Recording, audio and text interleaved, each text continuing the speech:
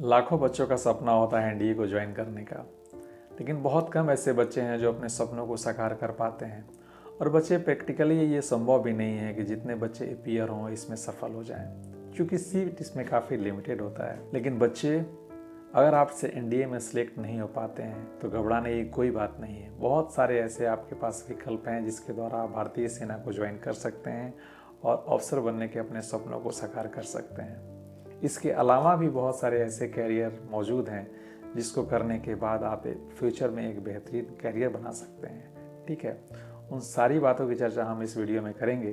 अगर आप एनडीए में सिलेक्ट नहीं हो पाते हैं तो कौन कौन से ऐसे रास्ते हैं जिसके द्वारा आप भारतीय सेना को ज्वाइन कर सकते हैं, कौन कौन से कैरियर आपके पास मौजूद हैं जिसको करने के बाद फ्यूचर में आप एक बेहतरीन कैरियर बना सकते हैं। मैं Indian army veteran Shiv Kumar आप सभी का स्वागत करता हूं इस डिफेंस जादे चैनल में।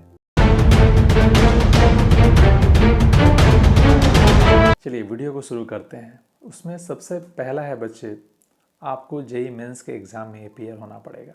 अगर आप जेई मेंस के एग्ज़ाम में अपीयर होते हैं तो जेई मेंस के एग्ज़ाम में स्कोर किए गए रैंकिंग के आधार पे 2 एसएसबी आपको मिलती है। पहला जो होता है एंट्री, वो टीएस एंट्री होता है भारतीय सेना में, इसको टेक्निकल एंट्री स्कीम कहा जाता है। बच्चे, भारतीय सेना इसको साल में 2 बार निकालती है। इसके लिए आपको किसी भी रिटर्न देने की आवश्यकता नहीं है। आपके जेई मेंस के एग्ज़ाम में स्कोर किए गए मार्क्स के आधार पे आपकी डायरेक्ट एसएसबी आती है। एसएसबी में अगर आप सिलेक्ट हो जाते हैं तो भारतीय सेना में अफसर बनने का आपका रास्ता साफ हो जाता है। दूसरा जो कैरियर ऑप्शन है बच्चे, इंडियन नेवी की बीटेक एंट्री स्कीम। उसमें भी जेई मेंस के आधार पे जो आपकी रैंकिंग आती है उसके आधार पे आपकी डायरेक्ट एसएसबी आती है। एसएसबी में आप अगर सिलेक्ट हो जाते हैं, फिर आपका मेडिकल वगैरह होने के बाद आपकी मेरिट बनती है। मेरिट के बाद आप 4 साल के लिए आपकी ट्रेनिंग होती है और ट्रेनिंग के बाद भारतीय सेना में आप इंजीनियर के तौर पे अधिकारी के रूप में तैनात होते हैं। तो है ना कितना अच्छा। तो देर किस बात का है, आप अगर आप एनडीए नहीं कर पाते हैं तो आप जेईई मेंस के एग्ज़ाम में आपको ज़रूर अपीयर होना चाहिए। बच्चे, दूसरा जो कैरियर ऑप्शन है वो है मर्चेंट नेवी की। ये भी एक बहुत अच्छा कैरियर ऑप्शन है।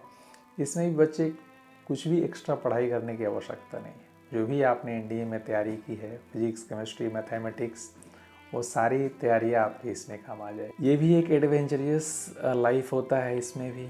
ठीक है, 6 महीना आपको पानी में रहना है, 6 महीना आपको अपनी छुट्टी बितानी है।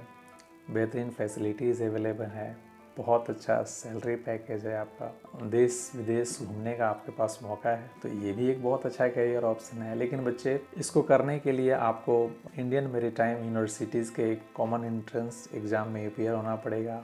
उसके बाद देश में बहुत सारी यूनिवर्सिटीज़ हैं जो इसके कोर्स को प्रोवाइड करती हैं। अगर अच्छी यूनिवर्सिटीज़ से आप करते हैं तो प्लेसमेंट भी आपकी अच्छी होती है। फिर किस बात का है, अगर आप एनडीए नहीं कर पाते हैं तो आपको इसके बारे में सोचना चाहिए। तीसरा जो कैरियर ऑप्शन है बच्चे, वो है पायलट बनने की। बच्चे, ये थोड़ा सा एक्सपेंसिव है। एक पायलट बनने के लिए बच्चे, मैं बता दूं, आज के डेट में आपको 60 to 80 लाख रुपये चाहिए।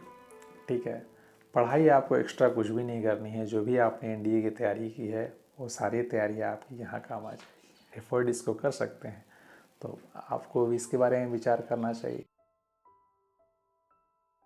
तीसरा जो कैरियर ऑप्शन है बच्चे, इंडियन एयरफोर्स की technical X and Y group के एग्ज़ाम।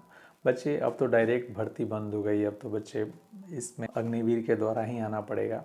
अगर जिन बच्चों को जॉब की रिक्वायरमेंट है, जिनके ऊपर ज़्यादा रिस्पॉन्सिबिलिटी है, उनको जॉब पाना ही है, तो आप इसको चुन सकते हैं। अगर अग्निवीर में आप 4 साल के लिए करते हैं फिर भी अच्छा है। अगर आप इसमें परमानेंट हो जाते हैं फिर भी बहुत अच्छा है। उसके बाद डिपार्टमेंटल जो अफसर बनने के जो एग्ज़ाम होते हैं लाइक एसीसी, आप उसमें अपीयर हो सकते हैं और आप अधिकारी बन के अपने सपनों को साकार कर सकते हैं। ये भी आपके पास विकल्प मौजूद है। इन सब के बावजूद बच्चे, अगर आप एनडीए में सिलेक्ट नहीं हो पाए, इन सारे कैरियर को भी आपको अगर अच्छा नहीं लग रहा है, अगर आप दूसरी जगह कैरियर बनाना चाहते हैं या ग्रेजुएशन के बाद आप अपने भारतीय सेना को ज्वाइन करना चाहते हैं, तो आपको अच्छी यूनिवर्सिटी में आपको एडमिशन लेना चाहिए। उसके लिए आपको CUET के एग्ज़ाम में भी होना पड़ता है। अगर देश के प्रतिष्ठित यूनिवर्सिटीज़ में आपको एडमिशन लेना है तो विदाउट CUET एग्ज़ाम भी यह संभव नहीं है।